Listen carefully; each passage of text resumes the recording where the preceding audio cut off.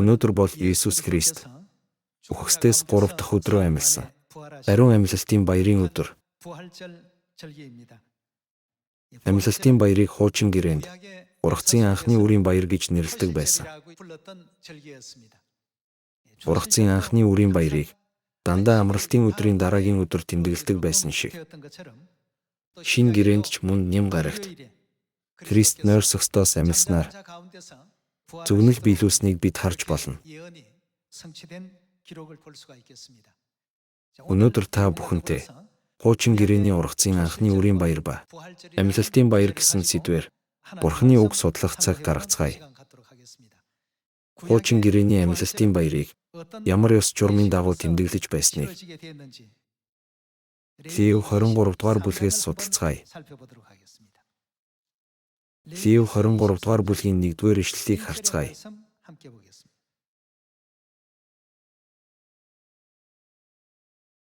Эзэн Мосед айлтгахдаа Израилийн хүүгүүдтэй ярин, эзэн миний баярууд буюу ариун цуглаанууд хэмээн та нарын зарлах баярууд эдгээр болоо. 7 хоногийн баяр болох амралтын өдөр болон алгасал баяр, эсгээгүй талхны баяр, ургацын анхны үрийн баяр зэрэг жилийн баяруудын талаар Бурхан тайлбарлаж байна. Өнөөдөр бидний тэмдэглэж буй амьлалтын баяр нь хуучин гэрээгээр бол ургацын анхны үрийн баяртай дүүж байгаа юм. Алгасаад 10 дугаар ишлэлээс уншийе. 10 дугаар ишлэлийг харъя. Израилийн хүүгүүдтэй ярин тэдэнд миний та нарт өгч буй нутагт ирж ургацыг нь хураахдаа та нар ургацынхаа анхны үр жимсний багцыг тахилчид авчрахтун. Та нар хүлээн авахдахын тулд уг багцыг тэрээр эзний өмнө даална. Амралтын өдрийн дараагийн өдөр тахилч түүнийг даална. Хуучин гэрээнд энэ баярыг анхны үр жимс өргөх гэсэн утгаар ургацын анхны үрийн баяр гэж нэрлэдэг байв. Ургацын анхны үрийн баярыг заавал амралтын өдрийн дараагийн өдөр буюу нэм гарагт тэмдэглэх ёстой. Жил бүр алгасал баяр, эсгээгүй талхны баяр өнгөрсний дараах нэм гарагт ургацын анхны үрийн баярыг тэмдэглэдэг. 11-р ишлэлийг дахиад уншийе. Та нар хүлээн авахдахын тулд уг багцыг тэрээр эзний өмнө даална. Амралтын өдрийн дараагийн өдөр тахилч түүнийг даална. Багцыг дааллах өдөртөө та нар цоггүй ир хургыг, шатаал тахилыг эзэнд өргөв.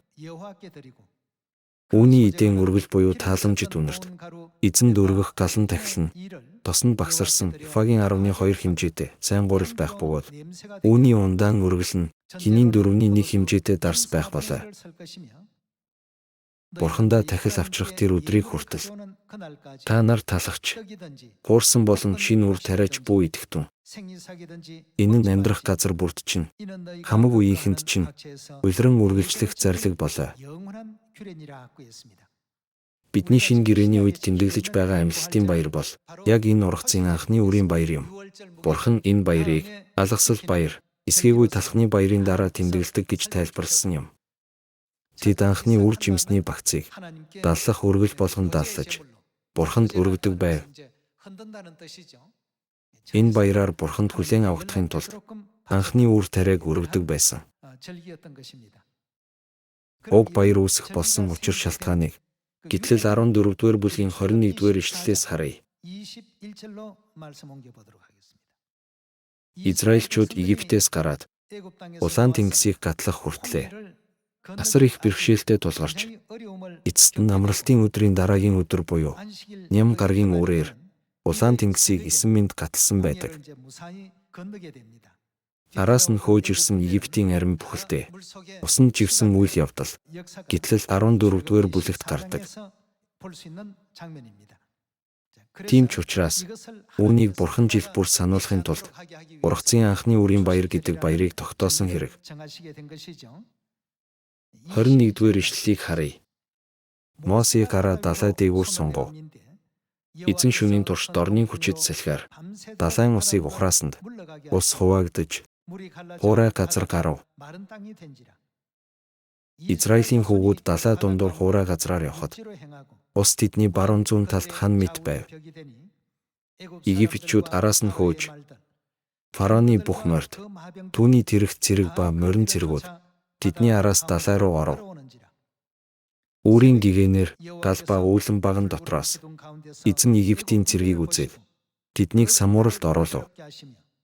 Тэрээр зэвсэх тэрэгнүүдийнхэн дугуйг мулталж жолоодоход хэцүү болгов. Египтчүүд Израилаас зугтцгаая. Учир нь эзэн тэдний төлөө Египтчүүдийн эсрэг тулалдаж байна гэцгээв. Эзэн Мосед далай дээгүүр гараа сунгаж Египтчүүд болон тэдний тэрэгт цэрэг, тэдний морин цэргүүд дээр усыг буцаахтун гэв. Мосе далай дээгүүр гараа сунглаа. Египтчүүдийг ус сүрэн зүхтэж байхад нь өөрийн гэгээнээр далай буцаж хэвэндээ оров. Эзэн Египтчүүдийг далайн дунд живүүлв. Ингээд Израильчүүдийг мушгиж Улаан тэнгисийн голд орж ирсэн.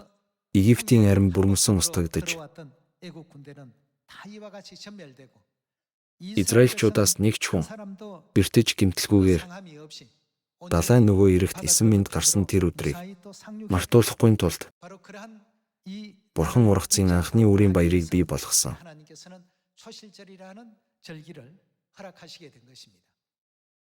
Өнөөгийн шинэ гэрээний үед Иесус Христ булшинд орж дараа нь амьлах тэр бүх үйл явдлын бэлгэдэл болгон Бурхан урдаас хуучин гэрээний зөвнөлөөр харуулсан дүр зураг энэ.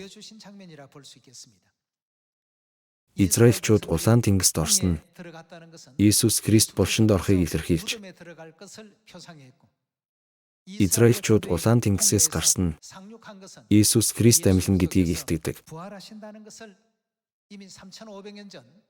Хожим Христ дэлхийд ирээд гүйцэтгэх бүх ажлыг Бурхан аль эртнээс зөгнөж 3500 жилийн өмнөх Мосе болон Израильчүүдийн түүхээр урьдчилан харуулсан юм. Израильчууд Улаан тэнгисийг хизээ гатсан гэхээр Ням гаргийн үрээр гатсан. Үүнтэй адил Иесус Христ ч мөн амралтын өдрийн дараагийн өдөр буюу Ням гаргийн үрээр булшнаас амьсан гэдгийг бид бүхэн мэдэж байх ёстой. Христийн амьлалтыг Луг 24-р бүлгээс батлан харцгаая. Луг 24-р бүлэг. Луг 24-р бүлгийн 1-р ишлэлийг харъя. Харин 7 хоногийн эхний өдөр эрт үрээр тэд булшин дээр ирэхдээ бэлдсэн анхлын үнэртнээ авчрав. Булшнаас хадыг өнхрүүлэн зайлуулсныг тэд хараад дотогш орсон боловч эзэн Иесусийн цогцыг олсонгүй. Ийхүү тэднийг хэрхэхээ үл мэдэн байтал үзэгтэн гэрэлтсэн хувцастай 2 хүн гинэд тэдний хажууд зогсож байлаа. Мөнөөх эмэгтэйчүүд айн сандарч нүрээ газар хүртэл бүхийлгсэнд тэд та нар юунд өгөхсдийн дунд амьд нэгнийг хайна вэ? Тэр энд байхгүй. Тэр амьлсан. Галилд байхдаа тэр та нарт юу айлдаж байсныг санацгаа. Хүний хүү нүгэлт хүмүүсийн гарт тушаагдаж цовдлогдоод 3 дахь өдөр нь амьлах ёстой гэсэн шүү дээ гэжээ. Ийм байдлаар Иесус Библийн бүх зөвнөлийг биелүүлсэн гэдгийг харж болно.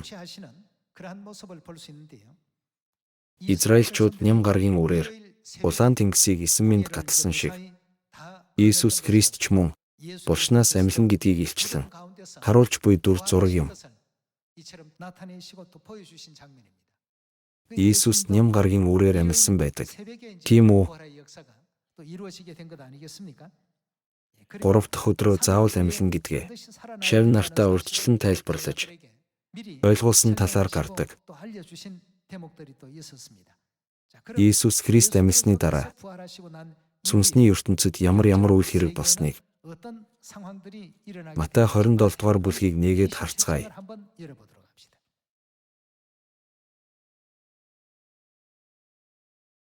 Матай 27 дугаар бүлгийн 50 дугаар ишлэлийг харцгаая. Иесус дахин чангаар хашгираад амьсгал хураав.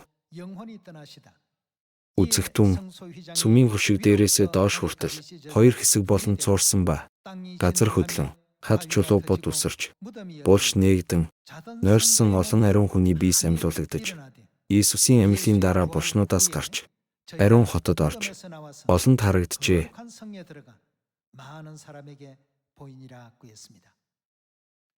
Иесус эхлээд амьлж, тэрний дараа эдгээр хүмүүс ариун хотод оржээ гэсэн дүр зургийг Матай номноос харж болно. Энэ нь ямар учиртай вэ гэхээр хуучин гэрээний ургацын анхны үрийн баярын тахилын тухайд эхлээд Бурханд дааллах үргэл болгож, үр жимсний анхны багцыг өргөдөг байсан. Тэрний дараа л үлдсэн үр тариаг нь хураадаг байв. Энэ нь ургацын анхны үрийн баярын бодит болсон Иесус Христ. Эхэлж амьсны дараа л нойрсож байсан бүх ариун хүмүүс босож, ариун хотод, Тэнгэрийн хотод орж, олон хүнд өөрсдийн амьснаа харуулах боломжтой болсон юм. Энэ бол ургацын анхны үрийн баярын тогтолцоотой яв цав нийцж байгаа дүр зураг юм. Тиймээс хуучин гэрээнд анхны үр жимсний багцыг Бурханд өргөсний дараа л бусад ургацыг нь хурааж авдаг байсан шиг, ургацын анхны үрийн баярын анхны тахил болсон Иесус Христ эхлээд амьлж байж л нойрсогсдод амьлалтын ивэл өрөөл өгөгдсөн гэдгийг баталж болохоор байв. Дахиад нэг уншийе. 51-р ишлэл. Үзэгтэн цүмийн хөшиг дээрээсээ доош хүртэл хоёр хэсэг болон цуурсан ба газар хөдлөн хад чулуу бод үсэрч, булш нээгдэн, нойрсон олон ариун хүний биес амьлуулагдаж, Иесусийн амьлын дараа дааллах үргэлийн анхны үр жимс, ургацын анхны үрийн баярын анхны үр жимс болсон Иесус эхлээд амьсны дараа булшнуудаас гарч, ариун хотод орж, олонд харагджээ. Ингэж Библи бидэнд зааж байна. Иесус анхны үр жимс болсон гэсэн дүр зургийг 1-р Коринт 15 дугаар бүлгээс баттан харцгаая. 1-р Коринт 15 дугаар бүлгийн 20 дугаар ишлэл. 20 дугаар ишлэлийг уншийе. Харин чухамдаа Христ үхэгсдээс амьлуулагдсан бөгөөд, амьлуулагдсан гэсэн нь амьсан гэсэн үг биз дээ. Амьлж, нойрсогсдоос юу мөн гэж байна? Анхны үр жимс мөн. Христ анхны үр жимс болж, ургацын анхны үрийн баярын тахилын зөвнөлийг биелүүлээд, тэрний дараа л сая нэг олон хүн түүний амьлалтад оролцох боломжтой болсон үйл явдлыг Матай 27 дугаар бүлгээс бид харлаа. 21-р ишлэлээс үргэлжлүүлэн уншийе. Учир нь үхэл нэг хүнээр ирсэн тул үхэгсдийн амьлал мөн нэг хүнээр иржээ. Адам дотор бүгд үхтэгчлэн Христ дотор бүгд амьд болгогдно. Харин тус бүр өөрийн дараалалтай байна. Христ бол анхны үр жимс. Дараа нь түүнийг ирэхэд Христийнхэн амьлуулагдана. Дараа нь бүх удирдлага, эрх мэдэл, хүчийг тэр хүчингүй болгоод Бурхан эцэгт хаанчлалыг тушаах үед төгсгөл ирнэ. Библи ингэж бидэнд зааж мэдүүлж байна. Христ анхны үр жимс болсон. Анхны үр жимс гэсэн нэр томьёо нь анх болон үр жимс гэсэн үгсийн нэгдэл бөгөөд хурааж авсан анхны үр жимсний утгыг илтгэдэг. Тиймээс л Христ ургацын анхны үрийн баярын тахилын зөвнөлийг биелүүлж, алгасал баярын хурганы тахил болж, зөвнөл биелүүлээд бүх баярын бодит болсон гэдгийг баталж болох дүр зураг энэ юм. Ийхүү Христийн амьлалт нь анхны сүмийн итгэгчдэд итгэлийн агуу баяр баясгалан болсон юм. 1-р Петр 1-р бүлэг рүү очие.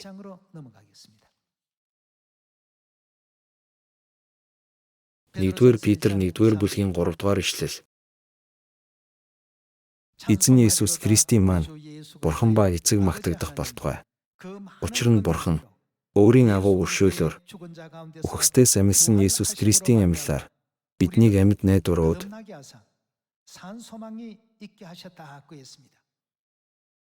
Тиймдээ л анхны сүмийн итгэгчид Ромын дарлалд огтхонч бууж өгөөгүй. Тэд ямар нэг хавчлах, цаад байсан ч айгаагүй шалтгааны нэг нь үхсэн ч яана гэдэгт байсан бэ. Амьлан гэсэн агуу итгэлтэй байсан болохоор тэр. Иймээс л тэд шудраг бос, Бурхны өмнө зөвхт бус бүхнийг зайлуулж, үргэлж Бурхны талд зогсож, Бурхны таалалд нийцхүйц байр сууринд зогсож чадсан байгаа юм. 4-р ишлэлээс үргэлжлүүлэн судлая. Мөхөшгүй, бузартаагүй, алга болчихгүй бөгөөд та нарын төлөө тэнгэрт хадгалагдсан өгөөд дахин төрүүлсэн. Бидний харж байгаачлан Бурхан анхны сүмийн бүх итгэгчдэд амьлалтын агуу их хүсэл мөрөөдөл, итгэл найдвар өгсөн. 1-р Коринт 15-р бүлэг рүү явъя. Тиймээс амьлалтын найдвар гэгч зүйл анхны сүмийн итгэгчдийн хувьд маш том орон зай эзэлдэг байв. 1-р Коринт 15-р бүлгийн 12-р ишлэл. Хэрв Христ үхсдээс амьлуулагдсан гэж тунхаглагдсан бол та нарын дотор зарим нь үхсдийн амьлал байхгүй гэж юунд ярина вэ? Үхсдийн амьлал байхгүй бол Христ ч амьлуулагдаагүй болно. Христ амьлуулагдаагүй бол бидний тунхаглал хоосон. Та нарын итгэлч хоосон болно. Үнэн дээр үхсэд амьлуулагддаггүй бол түүний амьлуулаагүй Христийг тэр амьлуулсан гэж бид Бурхныг гэрчилснээрээ Бурхны хурамч гэрчлэгчд болно. Учир нь үхсэд амьлуулагддаггүй бол Христ ч амьлуулагдаагүй болно. Христ амьлуулагдаагүй бол та нарын итгэл хоосон агаад та нар ч нүгэлтэй байсаар байна. Тэгвэл Христ дотор нойр сөхсөд ч мөн мөхсөн болно. Бид зөвхөн энэ амьдралынхаа төлөө Христэд найдсан бол бид бүх хүмүүсээс хамгийн өрөвдөлтэй нь болно.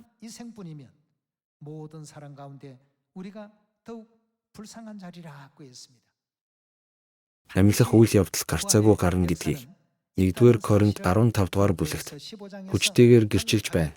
Тийм үү? Иесус үхсдээс амьлсны дараа Еммау руу явж байсан хоёр шавьдаа үзэгдэж, тэдэнтэй ярилцаж, тэдний сүнсний нүдийг хүртэл нээсэн байдаг. Луг 24-р бүлгээс тэрхүү дүр зургийг энэ талаарх баттай нотлогыг харцгаая. Луг 24-р бүлгийн 13-р ишлэл. Үзэгтэн тэр өдөр нь Иесусийн амьсан өдөр. Тэр өдөр тэдний хоёр нь Иерусалимаас 60 стадиа зайтай байдаг Еммау хэмээх тосгон руу явж байжээ. Тэд болсон бүх зүйлийн талаар өөр хоорондоо ярьж байв. Тэднийг ийхүү ярьж хэлэлцэн явтал Иесус өөрөө тэдний дэргэд ирээд цухтаа алхав. Гэвч тэдний нүд халахлагдаж түүнийг таньсангүй. Иесус тэдэнд та нар бие биентэйгээ юун тухай ярилцаж яваа юм бэ гэсэнд тэд зогсов. Тэд гунигтай байлаа. Тэдний нэг Клеоп гэгч түүнд энэ өдрүүдэд болсон явдлын тухай мдээгүй хүн гэвэл Иерусалимд түр байгсдын дунд танаас өөр байхгүй л болов уу гэхэд тэр тэдэнд юу тэр билээ гэв. Тэгтэл тэд түүнд Назарын Иесусийн тухай юм. Тэр Бурхны өмнө бүх ард олны өмнө уг ба үйлстэй хүчрхэг иш үзүүлэгч байсан юм. Түүнд манай захирагчид болон нахлах тахилч нар үхлийн ял тулгаж түүнийг цовдлсон. Гэтэл Израилийг аврах гэж байсан нэгэн мөн гэж бид түүнд найдаж байв. Энэ бүхнээс гадна энэ явдлаас хойш 3 өдөр боллоо. Харин манай эмэгтэйчүүдийн зарим нь биднийг гайхахад хүргэв. Тэд өглөө эрт булшин дээр очиод түүний цогцыг олсонгүй. Тэгээд буцаж ирээд түүнийг амьд гэж хэлсэн тэнгэрлэгч нарын үзэгдлийг харснаа бидэнд ярьлаа. Бидэнтэй хамт байсан хүмүүсийн зарим нь булш руу явж эмэгтэйчүүдийн хэлсний дагуу байхыг харжээ. Тэд түүнийг олж хараагүй гэхэд Иесус мунхаг хүмүүсээ иш үзүүлэгчдийн хэлсэн бүхэнд итгэхдээ хойрог сэтгэлтнүүдээ Христ энэ бүх зовлон идэлэн Тэгээд өөрийн сүр жавхланд орох ёстой байсан биш үү гэв. Тэгээд тэр Мосигээс эхлэн бүх иш үзүүлэгчид бүх бичвэрт өөрийнх нь тухай юу хэлснийг тэдэнд тайлбарлав. Тэд зорж явсан тосгондоо ойртох үед тэр цаашаа явах гэж байгаа мэт байв. Тэд түүнийг ятган бидэнтэй хамт байгаач нар хэдийнэ хивэж орой болж байна гэж хэлэхэд нь Иесус тэдэнтэй байхаар болж гэрт оров. Тэгээд тэр тэдэнтэй хамт ширээнээ тухлан сууж талх авч өрөөгөөд хувааж тэдэнд өгөв. Тэдний нүд нээгдэж түүнийг танив. Иесус нүдэнд нь харагдахгүй алга болжээ. Тэд нэг нэгэндээ замд тэр бидэнтэй ярилцаж бичвэрийг бидэнд тайлбарлаж байхад нь зүрх маань бидний дотор шатаж байсан босуу гэд тэр даруй босож Иерусалим руу буцав. Тэд өнөөх 11 болон хамт байхстыг нь цухтаа байхыг хараад Иесус Иммау руу явж байсан 2 шавтайгаа хамт алхаж тэдэнтэй ярилцаж зогсонг байдалд орчход байсан тэдний итгэлийг дахин бадраасан. Тэрээр амьлалтын баярын талх шав нартаа хуваан өгч тэрхүү талхыг эзэн шав нарын сүнсний нүд нээгдсэн. Бурхан үнийг бичлэн илчилж үхсдээс амьсан тухайга баталж харуулсан чухал үйл явдал. Луг 24-р бүлэгт тэмдэглэгдсэн байна.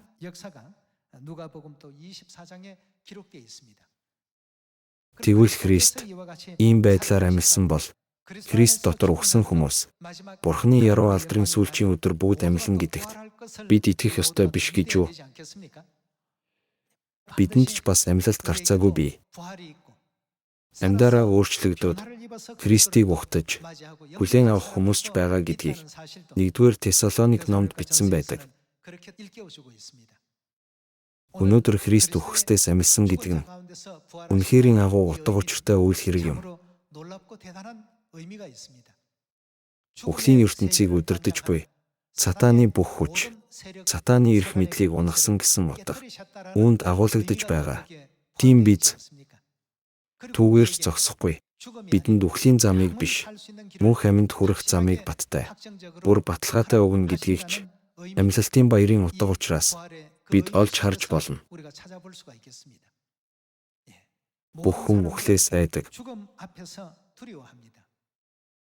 Яагаад гэвэл үхлээр дамжин үрдийн шүүлтээ тэд тулгарна. Хэдийгээр харагдахгүй байгаа ч энэ нь бидний зөнгөөрөө мэдэж болох зүйл. Гэсэн ч Христчүүд үхлээж амьлна гэсэн итгэлийг Бурхан бидэнд суулгасан болохоор бид бүхэн амийн амьлалд багтаж Христийн тэр өдөр эцэг эхийгээ залаад мөнхийн Тэнгэрийн хаанчлалд үеийн үед мөнх ам аз жаргал идэх учиртай юм.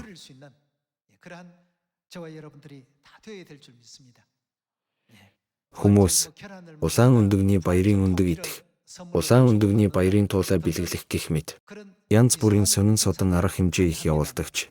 Амьлалтын баяр нь тийм юм иддэг баяр биш. Харин амьлалтын баярын талх иддэг өдөр юм. Тиймээс 2000 жилийн өмнө Христ жишээ үзүүлж амьлалтын баярын талх хувааж өгснөөр шав нарын нүд нээгдсэн шиг өнөө үед ч мөн Сионд амьлалтын баяраар байнга амьлалтын баярын талх хуваадаг. Амьлалтын баярын талхаар дамжуулан зөвхөн та бид төдийгүй эргэн тойронд байгаа хүмүүсийн маань сүнсний нүд нээгдэж эцэг эхийг зөв таньж Сионыг зөв ойлгож энэ үннийг зөв ухаарч улмаар бүх хүнд мөнхийн Тэнгэрийн хаанчлалд орох замыг нээж өгцгөөе гэж бүгдээс нь хүсэх байна. Өнөөдөр бид Библиэд гэрчилж буй амьлалтын баярын утга учирыг хамтдаа судлаа.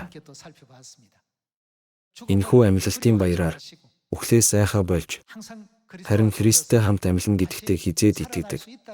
Бат итгэлтэй болохыг хүсье. Өнөөдрийн сургаалаас ивэл их авахыг хүсээд үгээ өндөрлөе. Баярлалаа.